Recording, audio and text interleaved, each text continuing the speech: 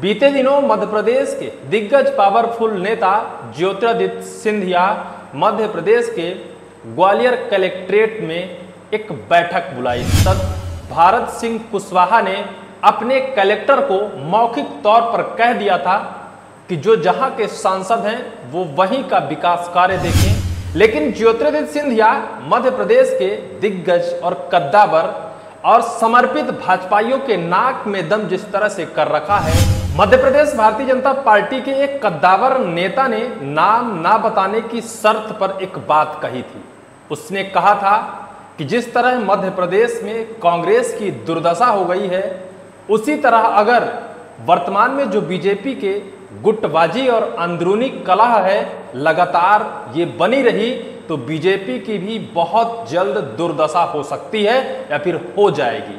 आज बीजेपी के अंदर वो कलह और वो गुटबाजी और वो अंदरूनी विवाद हम बताने वाले हैं जो अब निकलकर मैदान पर नाचने लगा है। मध्य प्रदेश के सबसे पावरफुल नेता ज्योतिरादित्य सिंधिया को लेकर जब जब उनकी चर्चा आती है तो मध्य प्रदेश की सियासत में भूचाल जैसा जरूर आ जाता है।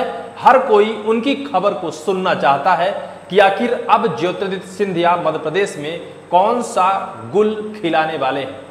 लेकिन ज्योतिरादित्य सिंधिया मध्य प्रदेश के दिग्गज और कद्दावर और समर्पित भाजपाइयों के नाक में दम जिस तरह से कर रखा है वो आपको जानना अत्यंत दिलचस्प होगा। और जानने के बाद आपको यह भी पता चल जाएगा कि आखिर बीजेपी के अंदर आज जितनी गुटबाजी और जितनी अंदरूनी कलह, जितनी अंदरूनी राजनीतिक विवाद है वो कैसे बीजेपी को अब दलदल में ले जाती नजर आ रही है। बीते दिनों मध्य प्रदेश के दिग्गज पावरफुल नेता ज्योतिरादित्य सिंधिया मध्य प्रदेश के ग्वालियर कलेक्ट्रेट में एक बैठक बुलाई थी।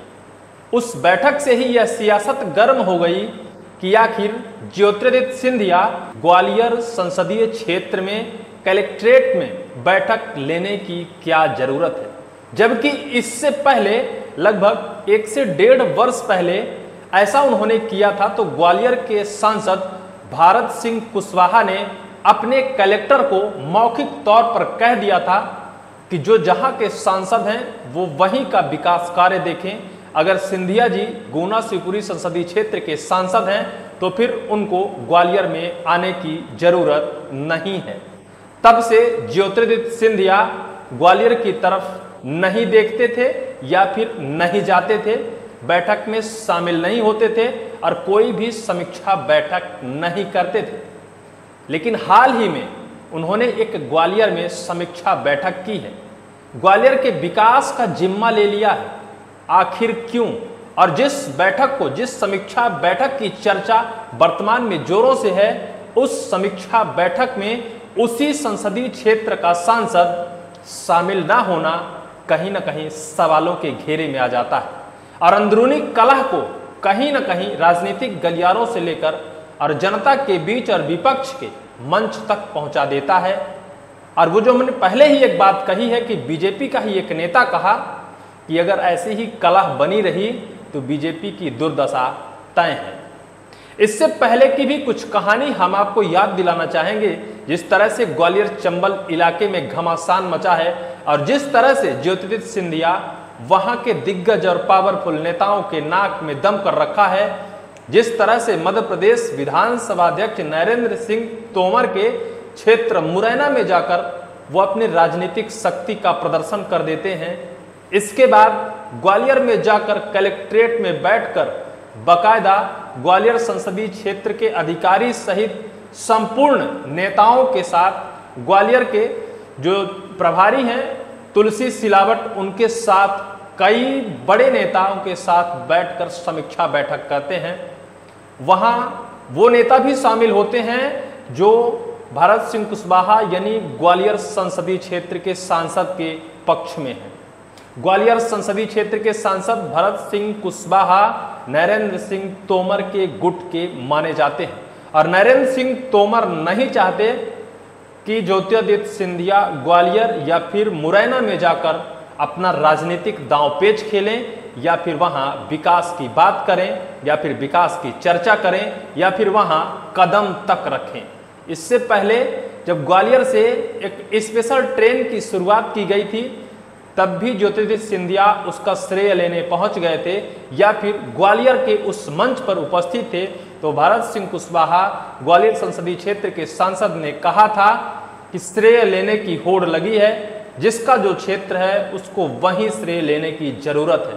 तब भी यह अंदरूनी कलह निकल कर बाहर आई थी और इस पर खूब राजनीति हुई थी, खूब इस पर चर्चा हुई थी। इससे पहले भी जब ग्वालियर के मंच पर ज्योतिरादित्य सिंधिया बैठे होते हैं तो ज्योतिरादित्य सिंधिया गुट के प्रद्युम्न सिंह तोमर ऊर्जा मंत्री ने मंच से ही कह दिया था कि ग्वालियर नर्क बन चुका है, ग्वालियर को गोद ले लीजिए सिंधिया जी, ग्वालियर का विकास करवाइए। मध्य प्रदेश के मुख्यमंत्री मोहन यादव से बात करें, देश के प्रधानमंत्री नरेंद्र मोदी से बात करें, तब भी अगर नहीं होता है तो आपके महल के दरवाजे पर हम धरना प्रदर्शन अनशन करेंगे, तब तो विकास होगा।